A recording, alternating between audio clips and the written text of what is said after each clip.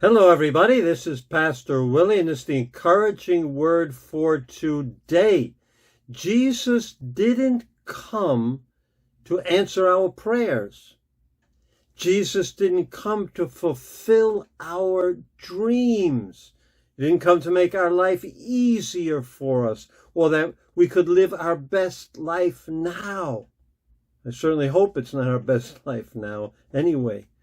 Jesus came to change our lives and change the way we see things, change the way we view the world. So turn our way of thinking upside down, change it upside down, change our world view, as they say.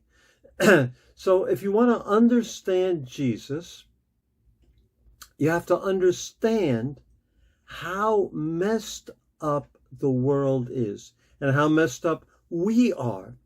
We have a disease that we don't even realize most of the time. And the disease affects the way we see things. We see things in a different way, in a wrong way. Let me explain. There is a satanic disease that has infected the world. It has a name, and its name is pride. Pride has infected the world. And Satan is the father of pride, not only the father of lies, but the father of pride. He was an exalted angel, apparently in charge of worship, and he rebelled against God. He was not in submission to God. He got lifted up, and he wanted to be worshipped. He wanted to be worshipped. He wanted people to bow down to him. He wanted to sit on the throne. God threw him out of heaven. He came to earth, that ancient serpent, the devil. And Adam and Eve in the Garden of Eden were serving God, following God, friendship with God. They had everything in the right order. God and then them. Equal, man and woman equal, 100% equal. And then the enemy tempted them. Satan tempted them. Did God really say that? You can be like God. You can sit on the throne.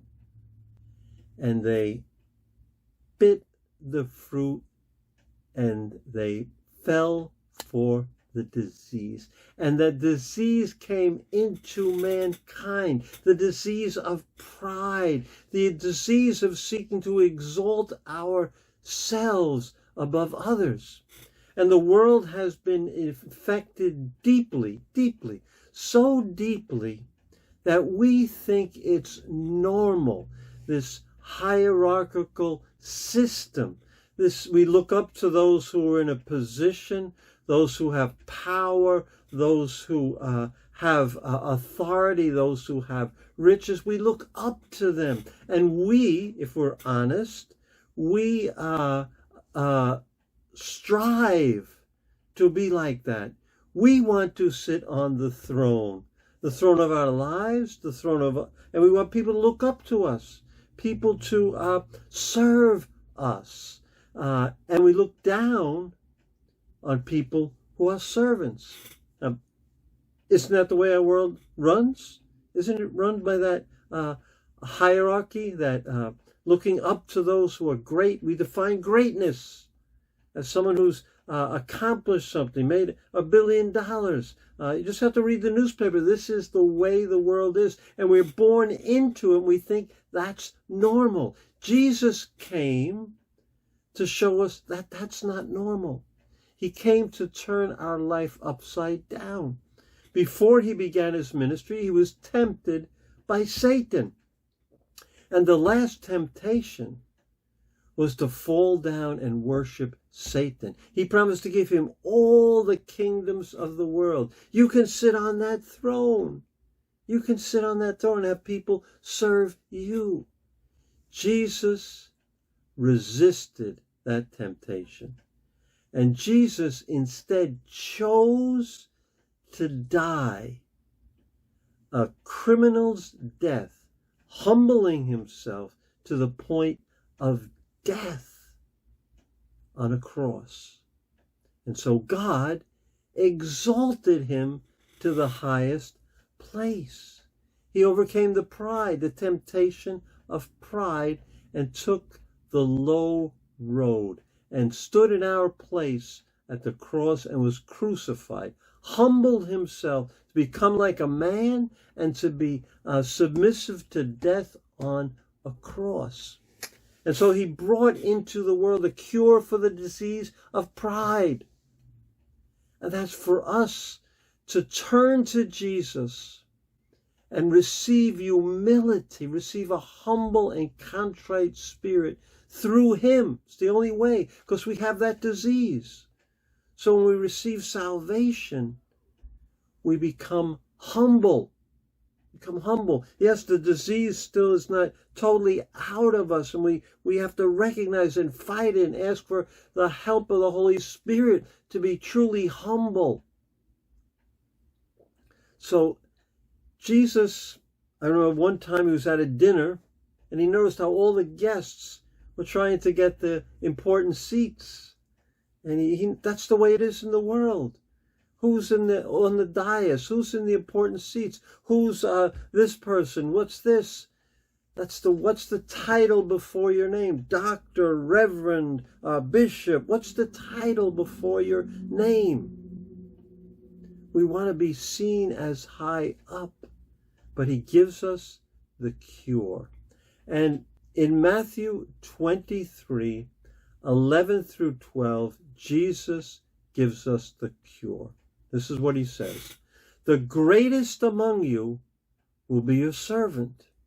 For those who exalt themselves will be humbled, and those who humble themselves will be exalted.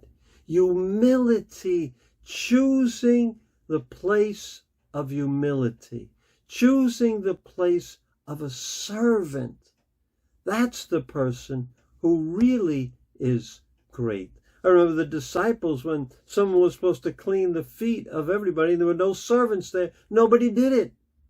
They weren't going to humble themselves. Jesus did, and so I've set for you an example. So he says the greatest among you will be your servant. So our idea of who's great has to completely flip. It's not the one at the top.